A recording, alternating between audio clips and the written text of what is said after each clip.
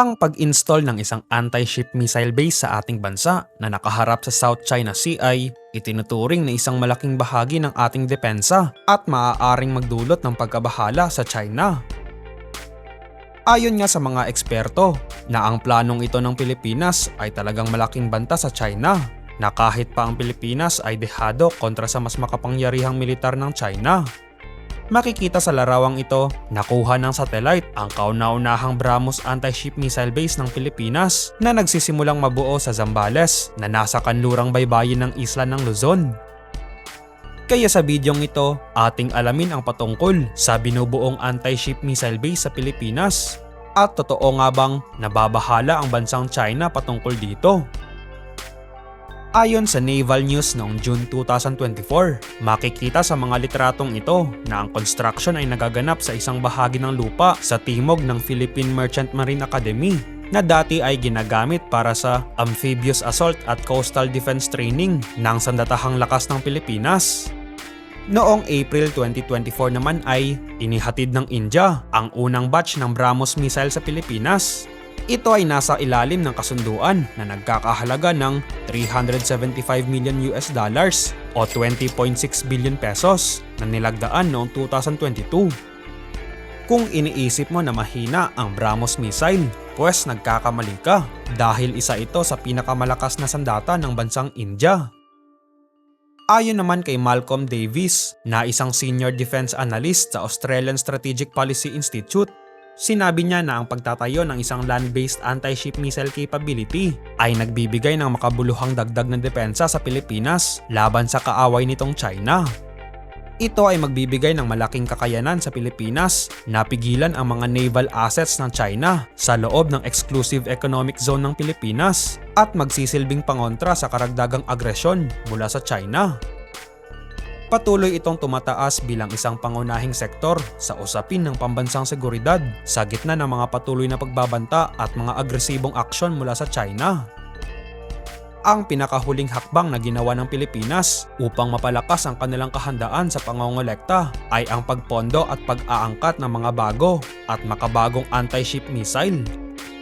Ang BrahMos missile naman ay isang supersonic cruise missile na ginawa ng India kasama ang Russia.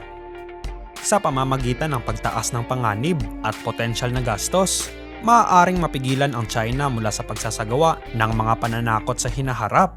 Kung makakakuha pa ang Pilipinas ng mas maraming BrahMos missiles at US-made high-mobility artillery rocket systems, maaaring masuportahan pa nito lalo ang ating mga militar. Ang pagpapataas ng missile threat laban sa Chinese naval forces at ang pagkakaroon ng access sa West Philippine Sea ay mahalaga sa Pilipinas. At sa iba pang mga bansa sa rehiyon, nakikita rin mismo ng Vietnam ang importansya ng paggalang sa karapatan at interes na pandagat ng bawat bansa, partikular sa controversial na mga territorial claim sa West Philippine Sea. Sinabi rin ni Malcolm Davis na ang pagkakaroon ng anti-ship missiles ay maaaring magdulot ng mas malaking banta sa Chinese naval forces at hadlangan ang kanilang walang patid na access sa West Philippine Sea. Lalo na kung ang ibang mga bansa sa rehiyon tulad ng Vietnam ay mahikayat na makakuha rin ng ganitong klaseng sistema. Noong June 2024, sinabi ng Vietnam sa China na dapat nilang igalang ang maritime rights at interes ng isa't isa matapos itakda ng China ang mga hangganan ng kanilang maritime claims sa Gulf of Tonkin. Isang dekada ang nakalilipas nang magkaroon ng naval standoff ang dalawang bansang ito sa isang Chinese drilling rig malapit sa Paracel Islands. Samantala, ang Pilipinas at China ay sangkot sa ilang mga naval clashes sa West Philippine Sea, kabilang ang isang insidente noong June 2024 kung saan nagbanggaan ang mga barko ng dalawang bansa matapos akusahan ng China Coast Guard ang Philippine ship ng illegal na pagpasok sa mga pinag-aagawang tubig malapit sa Second Thomas Shoal.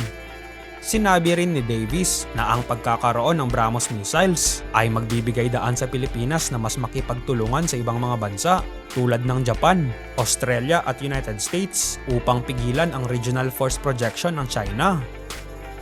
Ayon naman kay Colin Ko na isang security analyst at senior fellow ng S. Rajaratnam School of International Studies sa Nanyang Technological University ng Singapore, Ang mga supersonic anti-ship missiles ay isang malaking hakbang sa kakayanan ng depensa ng Pilipinas kung ilalagay sa baybayin ng Palawan. Ang BrahMos ay maaaring maglagay ng Chinese forces sa striking range malapit sa T2 Island at 2nd Thomas Shoal. Ito ang sabi ni Colin Ko habang inaamin ng Pilipinas ay napakalayo pa rin laban sa militar ng China. Sa kabila ng kakulangan ng Pilipinas sa advanced communication system at ibang teknolohiya na kinakailangan para ma-maximize ang potential ng BrahMos missiles, mayroon pa ring posibilidad na gamitin ang suporta ng Estados Unidos sa aspektong ito. Ayon din kay Ko, ang BrahMos missiles ay maaaring magdulot ng ilang pag-aalala sa mga military planner ng China at magbigay ng maliit na hadlang para sa Pilipinas, kahit na ang China ay nananatiling nangunguna sa labanan sa rehiyon. Ang operational at tactical maneuverability ng China ay magiging limitado sa mga lugar na sakop ng BrahMos missiles ng Pilipinas. Sabi ni Ko, ang mga missiles ay may operational reach na humigit kumulang 300 kilometers kung saan itinatayo ito sa Naval Station Leovigildo Ganchoqui sa kanlurang Luzon na sumasaklaw sa Scarborough Shoal.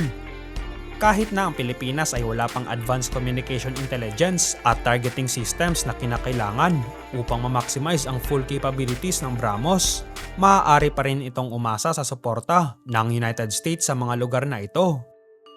Nabanggit din niko ang patungkol sa Russian warship na Moskva na pinalubog ng Ukrainian forces noong 2022.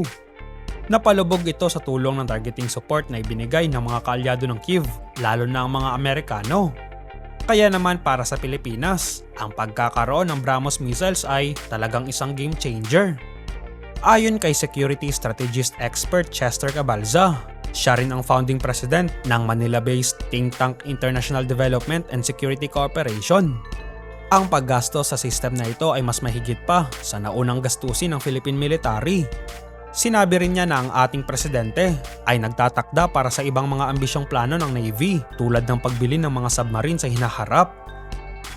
Noong February 2024, inaprubahan ng ating presidente Bongbong Marcos ang susunod na yugto ng military modernization ng bansa na kinabibilangan ng pagbili ng ating kauna-unahang submarine. Ito ay upang ipagtanggol ang maritime claims sa West Philippine Sea. Gayunpaman, si Don McLean Hill na isang international studies lecturer sa De La Salle University sa Pilipinas ay nagtanong kung ang pagbili lamang ng BrahMos ay magbibigay nga ba ng kakayahan sa Pilipinas na pigilan ang posibleng laban o gulo sa China. Mahalaga na ang BrahMos ay masamahan ng epektibong intelligence surveillance target acquisitions at reconnaissance upang masubaybayan ang mga target at matiyak na magagamit ang mga ito ng tamang command. Binanggit niya rin na dapat mag-invest pa ang Manila upang lubos na mapakinabangan ang deterrent value ng mga missiles na ito. Ang Philippine military ay lumipat ng focus mula sa pangunahing counterinsurgency patungo sa pagbuo ng maritime defense capabilities laban sa rival forces. Ngunit nanatiling lubhang dehado sa mas malaking naval fleet ng China. Ito ay ayon kay Timothy Heath, isang senior international defense researcher sa RAND Corporation sa United States. Hindi magugustuhan ng China ang pagbili ng BrahMos. Ngunit malamang na hindi nito mababago ang approach ng PLA o People's Liberation Army ng China sa paghahambing ng Philippine military ay nananatiling dehado sa mas malakas na PLA. Dagdag pa ni Timothy Heath na ang China kasi ay meron ng malaking fleet ng warships na armado ng katulad ng anti-ship at land attack missiles ayon sa isang ulat ng Pentagon noong 2023. Ang naval strength ng China ay kasalukuyang nasa humigit kumulang 370 warships at inaasahang tataas ito sa 435 pagsapit ng 2030.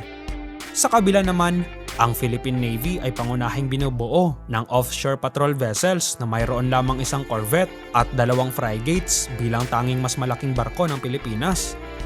Sa huli, habang ang halaga ng BrahMos missiles ay nagdudulot ng isang fiscal challenge sa bansa, ang potensyal naman ito na dagdagan ang mga kakayahan sa depensa ng Pilipinas ay hindi maaaring palampasin. Ang pagkakaroon ng balanse sa pagitan ng pagpapalakas ng pambansang seguridad at maingat na pag-manage ng pondo ay nananatiling pinakamahalaga, habang ang Maynila ay naglalakbay sa panlabas na diskarte sa pagtatanggol nito sa isang rehiyong puno ng mga geopolitical complexities. Dahil dito, Ang isang mainam na diskarte na isinasaalang-alang ang parehong mga gastos at benepisyo ay mahalaga sa pagtukoy ng pinakamainam na landas para sa mga pagsisikap ng modernisasyon ng depensa ng ating bansa. Ano naman ang masasabi mo patungkol sa bidyong ito? Magandang investment nga ba talaga ang BrahMos missiles upang palakasin ang depensa ng ating bansa? Mag-iwan lamang ng komento sa ibaba. Paki-like na rin ang video kapag ito'y iyong nagustuhan. At huwag kalilimutang mag-subscribe sa channel. Maraming salamat po sa panonood.